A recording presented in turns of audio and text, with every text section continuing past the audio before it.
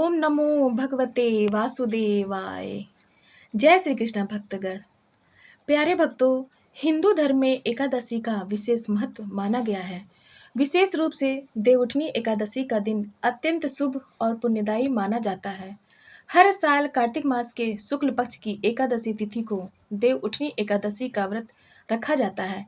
मान्यता है कि इस दिन भगवान श्री हरि विष्णु 4 महीनों की योग निद्रा से जागते हैं तथा सृष्टि संचालन का कार्य पुनः आरंभ करते हैं।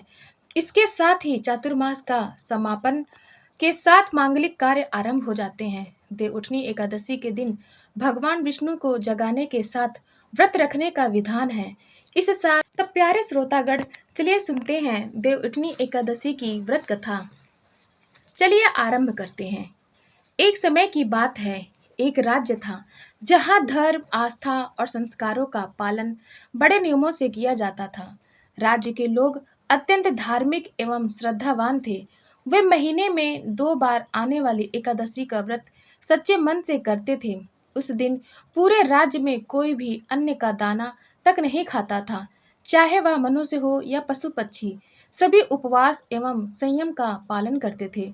इसी राज्य में एक बार दूसरे नगर से एक व्यक्ति नौकरी की तलाश में आया। वह राजा के दरबार में पहुंचा और विनम्रता से बोला, महाराज, कृपया मुझे इस राज्य में नौकरी दी जाए।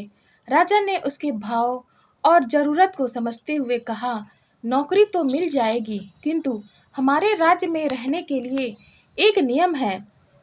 हर माह 2 एकादशी व्रत होते हैं। इन तिथियों पर पूरे राज्य में किसी को भी अन्न नहीं मिलता। सभी व्रत रखते हैं और फलाहार करते हैं। यदि तुम यह नियम स्वीकार करते हो, तभी यहाँ रह सकते हो और नौकरी प्राप्त कर सकते हो। व्यक्ति ने बिना विचार किए कहा, महाराज, मैं आपकी शर्त स्वीकार करता हूँ। वह प्रसन्न था कि कार मिल जाएगा। कुछ समय बाद एकादशी का दिन आया। राज्य में उपवास का वातावरण था। उस व्यक्ति को भी अन्न नहीं दिया गया, केवल फलाहार के लिए फल प्रदान किए गए। लेकिन व्यक्ति को फलाहार से तृप्ति नहीं मिली। भूख बढ़ने लगी और वह बेचैन हो उठा। वह सीधे राजा के पास पहुंचा और बोला, महाराज, फल खाकर पेट नहीं भरता, कृपया मुझे अन्न दे दें, वरना भूख से मेरे प्राण चले जाएंगे।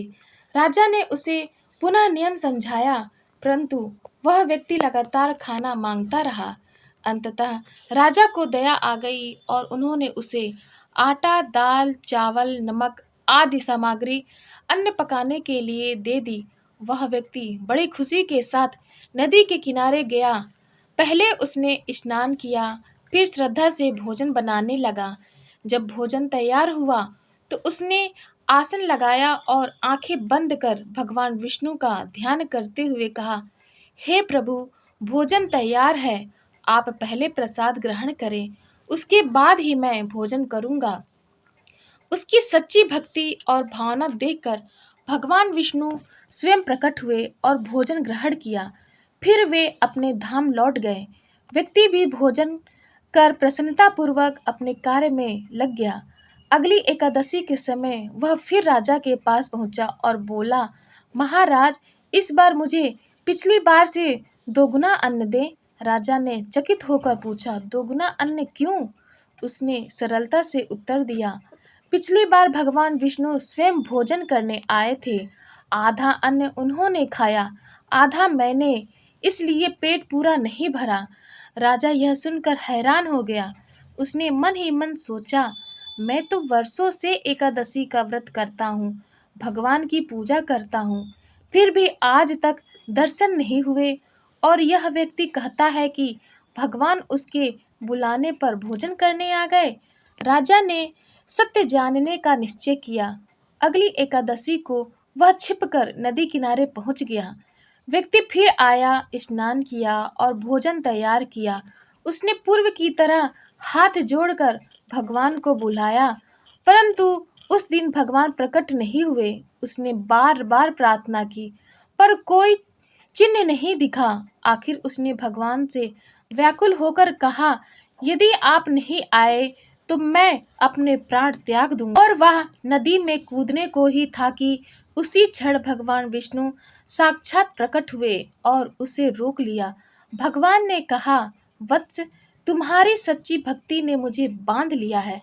फिर उन्होंने उसके साथ भोजन किया और भोजन के बाद उसे अपने विमान पर बैठाकर बैकुंठ धाम ले गए। यह दिव्य दृश्य देखकर राजा की आंखें खुल गई। उसे समझ आ गया कि व्रत का मूल्य केवल बाहरी आडंबर नहीं बल्कि शुद्ध मन, सच्ची भावना और निष्कपट भक्ति में है। केवल औपचारिकता से व्रत करने वाले को फल नहीं मिलता, बल्कि वह फल उसे मिलता है जो तन मन धन से पूर्ण प्रेम और समर्पण के साथ भगवान को पुकारता है। उस दिन से राजा ने व्रत और पूजा केवल रीति रिवाज के रूप में नहीं बल्कि सच्चे हृदय और श्रद्धा से करना आरंभ कर दिया। अंततः उसके जीवन पर भी भगवान विष्णु की कृपा हुई और उसे मोक्ष की प्राप्ति हुई।